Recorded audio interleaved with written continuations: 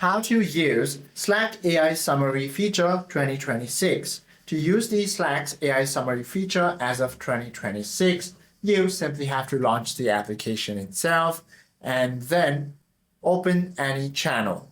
Once you are here, you simply have to go ahead and tap on the three dotted menu icon or the AI star icon on the top right of your screen. However, this feature is not yet available within the mobile device, so you have to be on your desktop. Once you tap on that AI star icon, you should be able to find the summarize option. You simply have to go ahead and tap on it, then choose a time frame.